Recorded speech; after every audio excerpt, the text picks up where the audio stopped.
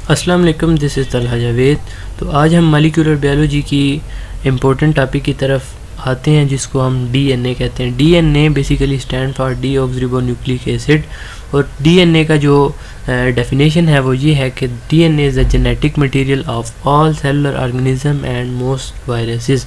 तो डीएनए जो है ये हमारा जेनेटिक मटेरियल है जिसके ज़रिए एक जनरेशन से दूसरी जनरेशन में जेनेटिक इंफॉर्मेशन ट्रांसमिट होती है। डीएनए हमारे सेल के अंदर न्यूक्लियस के अंदर मौजूद होता है और ये टोटल 23 क्रोमोसोम जो है बेसिकली ये ही डीएनए है। यानी डीएनए की सुपर कॉइलिंग होती है तो हमारे क्रोमोसोम बनते हैं। अगर हम डीएनए के मॉलिक्यूल को न्यूक्लियस से एक्सट्रैक्ट करें तो उसका जो लेंथ बनेगी वो 2 मीटर बनेगी। और अगर हम इसकी अनकॉइलिंग करें तो वो उसका जो डिस्टेंस बनेगा वो इतना डिस्टेंस होगा कि अगर हम अर्थ से सन की तरफ 600 टाइम मूव करें और फिर वापस आएँ तो जितना डिस्टेंस बनेगा तो वो जो डिस्टेंस होगा वो इक्वल होगा डीएनए की लेंथ के।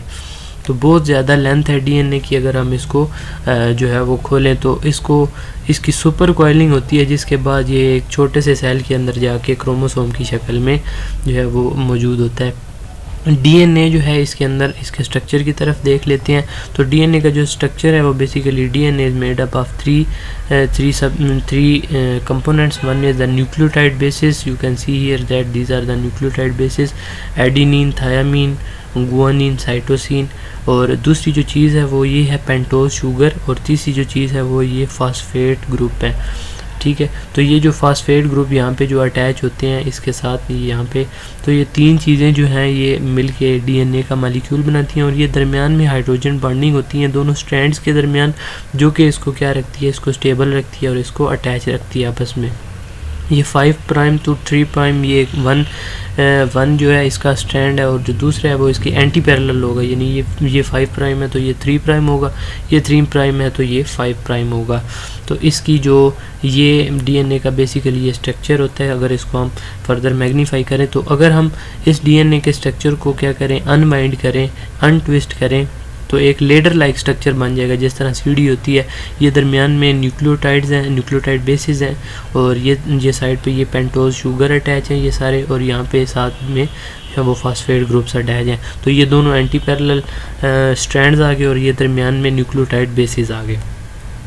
अब जो डीएनए के मॉलिक्यूल है ये किस चीज़ से बना हुआ है, ये किस तरह इसकी फॉर्मेशन में सबसे इम्पोर्टेंट चीज़ जो है वो न्यूक्लियोटाइड्स है। न्यूक्लियोटाइड बेसिकली मोनोमेरिक यूनिट है। मोनोमेरिक का मतलब है कि स्मॉल यूनिट हैं जो कि मिल के क्या बनाते हैं, जो कि इकट्ठे होकर डीएनए का मॉलिक्यूल या आरएनए का मॉलिक्यूल जो है वो बनाते हैं।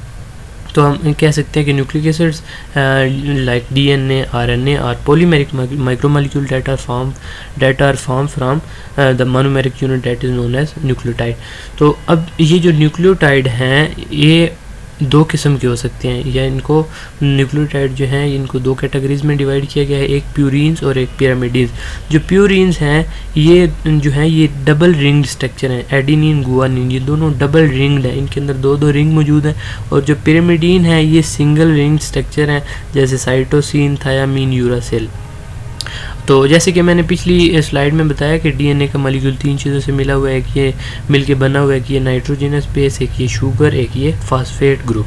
तो ये जो न्यूक्लियोटाइड्स हैं, ये जो हमारे पास नाइट्रोजनस बेसेस हैं, ये हमारी सेल मेटाबॉलिज्म के अंदर, सेल के अंदर बहुत सारे फंक्शन जो है वो परफॉर्म करते हैं। जैसे आपको पता है कि एटीपी जो है ये हमारे एक एनर्जी करेंसी है हमारे सेल के अंदर, जो क्रेब साइकिल के दौरान, ग्लाइकोलाइसिस के दौरान, डिफरेंट सेलुलर रेस्पिरेशन के दौरान ये एटीपी, जीटीपी के मॉलिक्यूल बनते रहते हैं और एज ए एनर्जी सोर्स काम करते रहते हैं।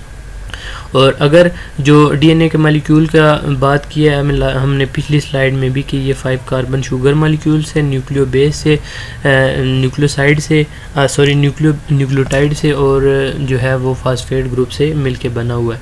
तो ये जो न्यूक्लियोटाइड का मॉलिक्यूल है ये जो आप यहाँ पे जो एक पूरा डीएनए के जो कंपोनेंट्स हैं उसको इस डायग्राम से देख लेते हैं कि तो ये दरमियान में एक पेंटोज शुगर है, ये पेंटोज शुगर है, इसके साथ यहाँ पे बेस अटैच है। बेस कोई भी हो सकती है, ATGC कोई भी हो सकती है। उसके साथ ये जो है ये फास्फेट ग्रुप अटैच है। अगर तो जो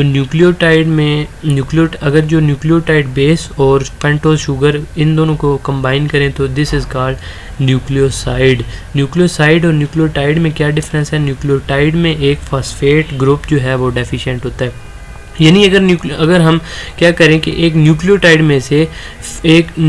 में से फास्फेट का ग्रुप जो है उसको निकाल दें तो दैट जो पीछे चीज़ बचेगी वो क्या होगा? वो हमारे पास एक बेस होगा और एक हमारे पास एक जो है वो पेंटोज शुगर होगा। तो बेस और pentose sugar that combine to form a nucleoside. तो इसी न्यूक्लियोसाइड के साथ अगर हम एक फास्फेट ग्रुप ऐड कर देंगे तो वो एक न्यूक्लियोटाइड बन जाएगा, या उसको न्यूक्लियोसाइड मोनोफॉस्फेट भी कहते हैं। अगर 2 हो जाएंगे फास्फेट ग्रुप तो न्यूक्लियोसाइड डाईफॉस्फेट, अगर 3 हो जाएंगे तो न्यूक्लियोसाइड ट्राईफॉस्फेट बन जाएंगे। उसके बाद जो ये कभी कभी ऐसे होता है कि जो कभी कभी तो नहीं, मतलब फर्दर कभी हमारी बॉडी के अंदर डिफरेंट जो केमिकल रिएक्शंस हैं उनके दरमियान कुछ इस तरह के केमिकल्स हैं, या आप कह लें कि कुछ इस तरह के न्यूक्लियोटाइड्स हैं जो कि स्पेसिफिक टाइप के होते हैं, जिनको हम कहते हैं साइक्लिक न्यूक्लियोटाइड। अब इन साइक्लिक न्यूक्लियोटाइड्स का क्या मतलब है? इनका मतलब ये है कि ये देखें, इस डायग्राम से हम इसको एलेबोरेट करते हैं। ये पेंटोज शुगर के साथ ये हमारे पास एक न्यूक्लियोटाइड बेस अटैच है, ठीक है। न्यूक्लियोटाइड बेस होगी, ये हमारे पास पेंटोज शुगर हो गया, ये हमारे पास फास्फेट ग्रुप। हमारे पास नॉर्मल कंडीशन में ये जो फास्फेट ग्रुप है ये इस कार्बन नंबर 5 के साथ यहाँ पे अटैच होता है, लेकिन इस फास्फेट ने 5 के साथ तो है ही, लेकिन ये जो कार्बन नंबर 3 है इसके साथ भी बॉन्ड बनाया हुआ है। तो इस तरह का जो केस होगा इसको हम साइक्लिक न्यूक्लियोटाइड कहेंगे। तो इसी तरह की जो एग्जांपल है वो है cyclic guanosine monophosphate, cyclic adenosine monophosphate. और ये जो साइक्लिक न्यूक्लियोटाइड्स हैं इनकी अपनी इम्पोर्टेंस है ये हमारी सेल सिग्नलिंग के अंदर और डिफरेंट एंजाइमेटिक रिएक्शन के अंदर इन्वॉल्व होते हैं। उसके बाद जो इनकी सिंथेसिस है, न्यूक्लियोटाइड की सिंथेसिस, उसकी बात करें तो ये हमारी बॉडी के अंदर इसकी नॉर्मल सिंथेसिस होती है, उसको हम इन विवो कहते हैं। और अगर हम लैब में करेंगे तो वो in vitro synthesis of nucleotide होगी। लैब के अंदर हमारे पास स्पेसिफिक प्रोटेक्टिंग ग्रुप्स मौजूद होते हैं, लाइक 2-साइनो-इथाइल जो है ये एक प्रोटेक्टिंग ग्रुप है जो कि ओलिगो न्यूक्लियोटाइड की सिंथेसिस के लिए यूज़ होता है। अब ये प्रोटेक्टिंग ग्रुप्स क्या हैं? बेसिकली ये एक Altered form of A molecule होती है जो कि हमें पता होता है कि इसके अंदर इसकी ये केमिकल स्ट्रक्चर है, और उसके हम फर्दर उसको हम जो है यूज़ करके लैब में न्यूक्लियोटाइड की सिंथेसिस करवा सकते हैं।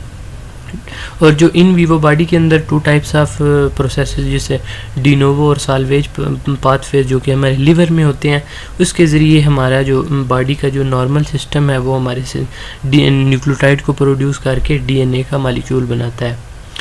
ये हमारे लिवर में ज़्यादातर प्रोसेसेस होती हैं दोनों। और प्यूरिन्स जो हैं वो उनमें पहले शुगर टेम्पलेट बनता है, उसके बाद उसके साथ रिंग अटैच होता है, जबकि जो पिरामिडीन्स हैं वो कहाँ से सिंथेसाइज होती हैं? वो एस्पर्टेट और कार्बामाइल फास्फेट इनकी कम्बिनेशन से ही बन जाती है। तो ये जो था ये लेक्चर डीएनए के ऊपर था।